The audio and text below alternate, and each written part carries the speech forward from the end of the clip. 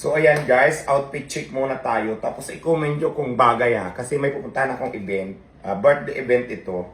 Tapos may color coding kami. Color coding ba? Or dress? Basta may kulay yung mga damit. Ang tawag dito, ayun pala, alam ko na, dress code. So, puti, itim, at saka red. So, ang napili kong isuot ay itim. So, outfit check muna tayo. At syempre, ang mga bisita daw doon, mga vlogger, at hindi rin ako papakabog, di ba? Okay na ba yung outfit ko, guys? O, ayan. Chugudug, chugudug, chugudug, chugudug.